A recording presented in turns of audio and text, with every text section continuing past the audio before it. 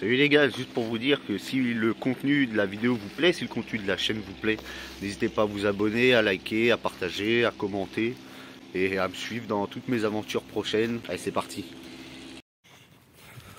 Salut les rails, j'espère que vous êtes en forme. Moi perso, impeccable, bien reposé, réveillé un peu tard parce que je me suis réveillé 2 coups cette nuit. Pour éviter d'avoir trop niqué mon sommeil, j'ai dormi 1 heure de plus. On va aller se faire cette fameuse séance épaules. Dernière séance de la semaine. Je me tâte à commencer par un peu d'abdos. Attaquer par les abdos d'entrée, ça pourrait m'aider à les hypertrophier entre guillemets. Sinon, donc, grosse séance épaules. Hein. Je vous avais à peu près détaillé le déroulé de la séance dans la vidéo de l'autre jour, quand on parlait du signal anabolique. On commencera par des élévations latérales assez strictes, en léger, ensuite de la shoulder press, du développé militaire à la Smith Machine, du développé nuque à la Smith Machine, et on terminera par des grosses élévations latérales, grosses élévations frontales, et du petit oiseau à la poulie, parce que l'oiseau à la poulie c'est dur. Alors l'oiseau, je sais pas comment vous le faites vous, moi perso. Quand j'étais dans mon gym au départ, je le faisais à l'élastique comme à la poulie, avec un élastique léger, les petits élastiques verts généralement. Sauf que bon, ça n'avait pas vraiment porté ses fruits.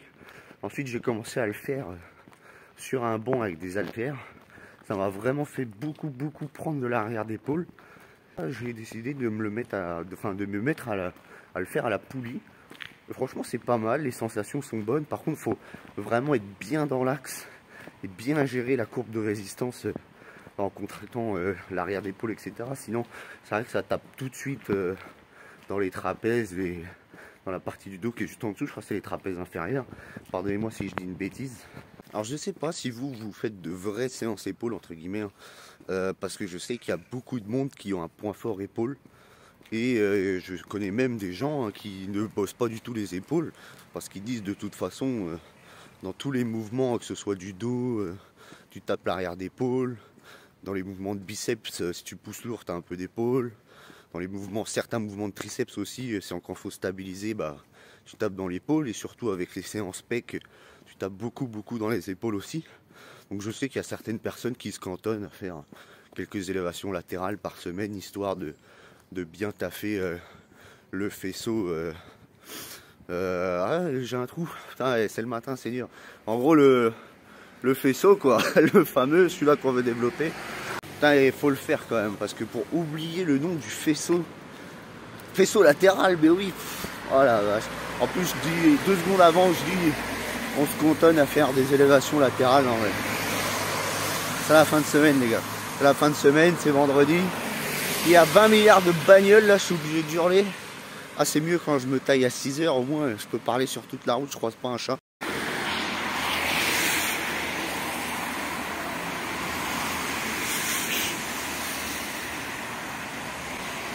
Voilà, vache. En même temps, c'est normal, il est 8h. 8h combien là? J'ai pas l'air. 8h05, 10. Donc là, toutes les bagnoles sont en train de speeder pour aller au boulot. On me klaxonne, je sais pas qui c'est, qu'on est pas. Et voilà. Et en plus, j'ai pas mes lunettes, donc je ne peux pas savoir qui était cette personne. Ça me fait penser d'ailleurs, en parlant des points forts épaules, que en traînant sur les forums de muscu, parce que je suis tellement buté à la muscu, moi faut savoir, je traîne sur les forums de muscu, je regarde des vidéos de muscu, je suis dans des groupes de muscu, enfin bref, c'est la boucle quoi.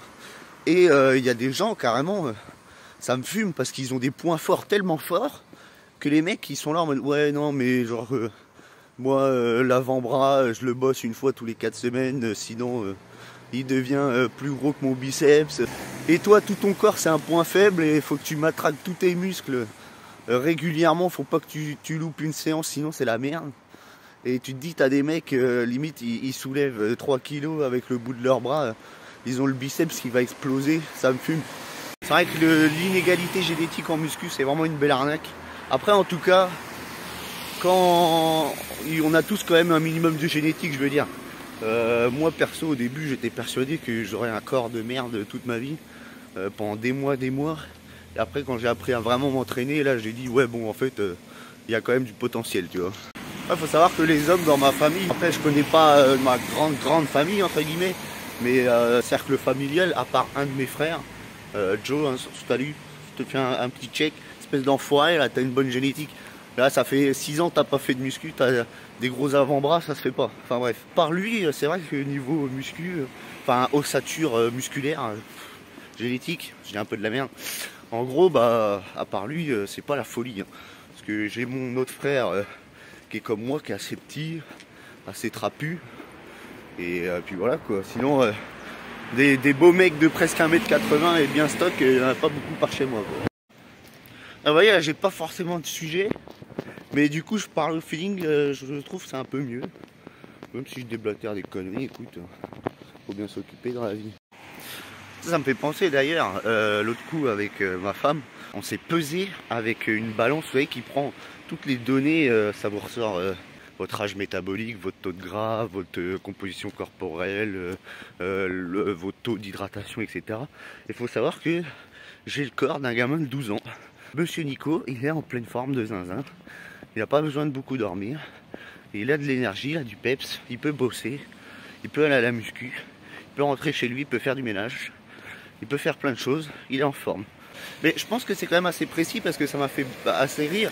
De 12 ans avec âge métabolique hein, et j'avais un grand taux d'hydratation et ma bonne femme, bah, elle avait à l'âge de 36 ans je crois et un taux d'hydratation très bas. Et il faut savoir qu'elle est très fatiguée assez souvent et qu'elle ne boit pas beaucoup. Donc je pense qu'il y a un peu du vrai là-dedans. En tout cas, ça nous avait fait bien marrer sur le coup.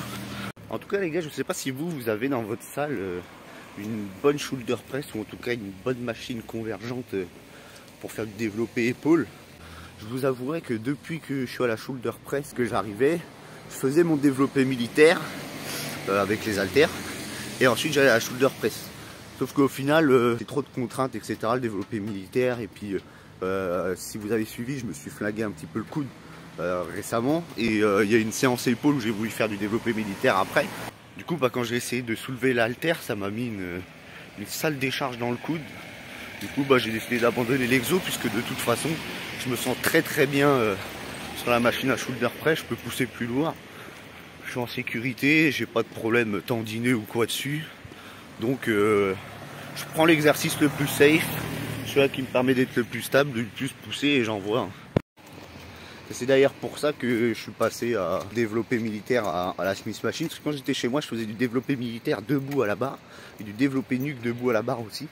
Pouvoir le faire à la Smith Machine, c'est quand même carrément mieux. Quoi. Bah, j'ai fait tomber le pull là parce qu'il fait grave lourd. En plus en Normandie, on n'est pas habitué hein, parce qu'on a eu un beau mois de juin. Après juillet jusqu'à mi-août, on a eu froid de canard, on n'arrêtait pas de pleuvoir, on a même été inondé chez moi un moment. Donc voilà quoi, là il fait bien lourd, donc j'ai fait tomber le pull. Et on arrive à la salle tranquillou. N'hésitez pas à me dire si ça vous plaît ce format où je discute un peu plus au feeling, parce que c'est vrai que on a fait quand même le tour hein, sur internet de la muscu. Alors j'aurai toujours des choses à vous dire, j'aurai toujours mon point de vue à vous apporter sur certaines choses. Mais il y a des jours comme ça, je trouve que c'est pas mal de discuter un peu à l'arrache. Et puis ça me permet d'être un peu plus naturel, un peu moins robotique. Là on va arriver à la salle, je vais boire le petit café comme d'hab, etc. Et on va se faire une belle séance épaule. J'espère qu'il n'y aura pas trop de monde, que je puisse vous filmer bien comme hier. Allez, c'est parti l'oreille.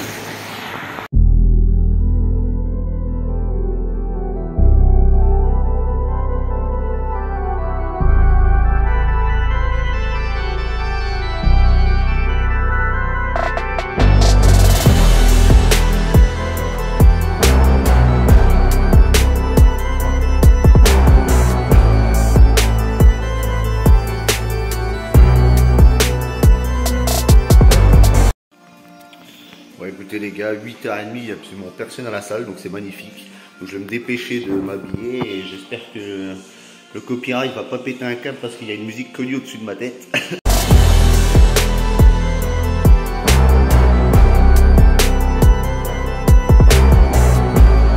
Absolument personne, ce qui est assez hallucinant pour un vendredi à 8h30, presque 9h. Donc je vais en profiter pour essayer de vous filmer des beaux plans et tout, et c'est parti. Hein.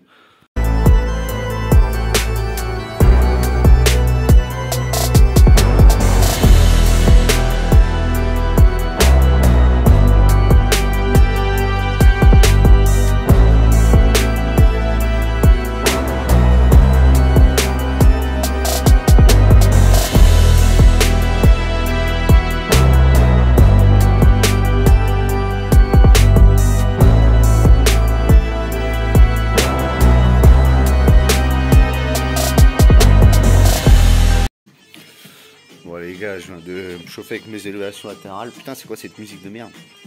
Je viens de me chauffer avec les élévations latérales. Ensuite, là, je viens de faire une série à 30 kg à shoulder press. Et là, on va essayer de passer à 45.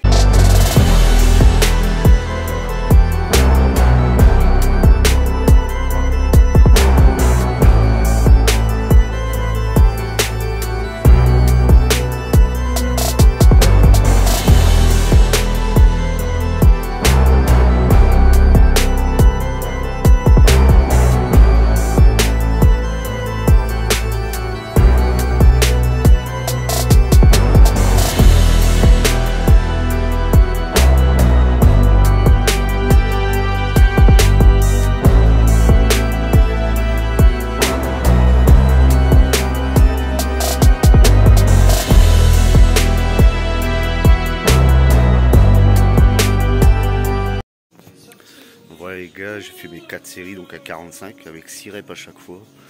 Donc je suis content. Bonne performance, meilleure que la semaine dernière.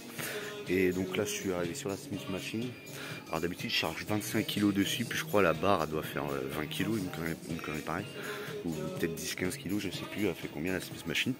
Et d'habitude je charge 25 là depuis 2 semaines. Du coup là voilà, j'ai augmenté, j'ai mis 2 disques de 1,25 de chaque côté pour ajouter 2,5 kg. Et c'est parti, on va taper nos séries de militaires à la Smith Machine.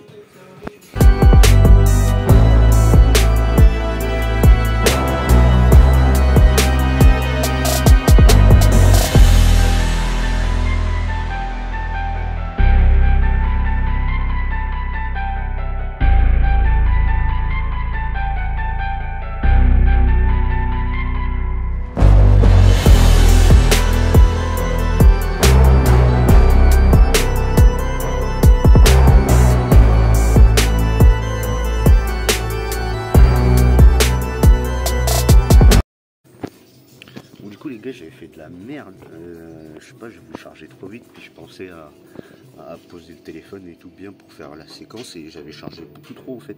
J'avais pas chargé 25 plus 2,5, j'avais chargé 30 plus 2,5. Donc du coup la série que vous avez vue là, elle était bien lourde. J'ai dit tiens, c'est bizarre, j'ai quand même mes épaules elles doivent pas être si fatiguées que ça quoi. Donc j'ai regardé, du coup ce que j'ai fait c'est que j'ai baissé à 30, j'ai refait une série. Et là je viens de baisser à la vraie charge, donc à 27,5.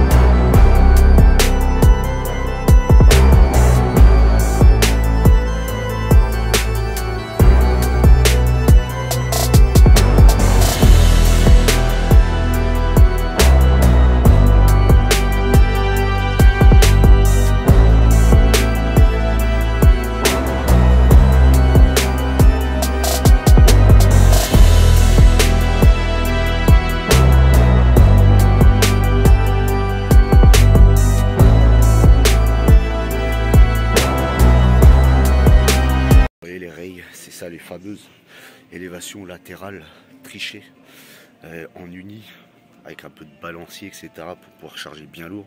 Bon, du coup là je suis passé direct à 15, je vous avais parlé hier, je savais pas si j'allais monter à 15 ou pas dessus, 15 kg, et 15 passe nickel, je fais des 14 reps impeccable.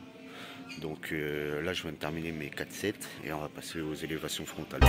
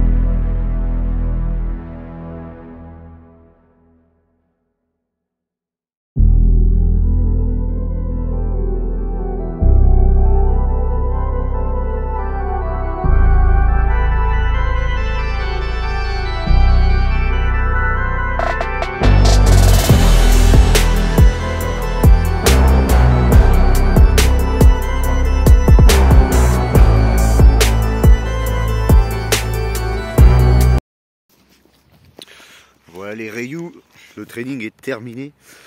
Terminado, fin de semaine, vendredi. Donc je vous ai pas filmé à la fin, j'ai fait un petit rappel Pécos, tranquillou. J'ai profité d'avoir la poulie vis-à-vis.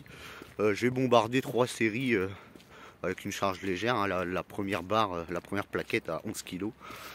J'ai bombardé 3 séries, une 20 reps et les 2 autres 15 reps, histoire de gorger un peu les pecs en position comme ça là, pour taffer dans le bas des pecs, parce que j'ai un retard bas de pec depuis toujours, que je commence un petit peu à rattraper, hein. Depuis que j'ai tout ce qu'il faut à la salle, ça se rattrape, mais c'est pas encore ça. J'ai pas le pec, vous savez, le bas de pec qui est rond comme ça là. J'ai pas le beau bas de pec pour l'instant, il est pas encore là, mais il commence à pointer le petit bout de son nez. Après tranquillou, j'essaie de vous faire des beaux plans, etc. Donc vous avez vu les fameuses élévations latérales que je vous parlais. Franchement, grosse technique, hein. Je vous jure, ça vous met vous sentez vraiment que ça bosse, hein. Vous tapez des gros sets comme ça, bien lourds, de 10-15 reps, et vous m'en direz des nouvelles. Par contre, faites quand même attention, hein, si vous avez des petites douleurs à l'épaule ou quoi. Faut quand même maîtriser son mouvement, même s'il est triché, que ça balance. Faut pas envoyer l'haltère n'importe comment. Donc si vous vous sentez assez expérimenté pour le faire, bah foncez, sinon faites gaffe quand même. Et il y a encore des gros camions qui passent quand je cause. J'en ai ras le bol. Donc là, moi je vais marcher tranquille. En plus il fait super beau. Je vais marcher tranquille, je vais boire mon petit shaker de whey. J'ai pas forcément grand chose à rajouter pour cette fin de semaine. Je pense qu'on a à peu près tout vu. J'essaie de vous tourner des petites séquences ce week-end ou quoi pour les réseaux. Je pense peut-être vous faire une petite recette de viande ou deux. Et donc après on se retrouvera lundi pour un vrai vlog pec ce coup là. Et j'ai d'autres projets de vidéos aussi qui devraient arriver, d'autres idées, d'autres formats, donc on va essayer de taffer ça. Donc moi je vous souhaite un excellent week-end les gars, je vous fais des gros bisous et je vous dis à lundi, ciao tout le monde.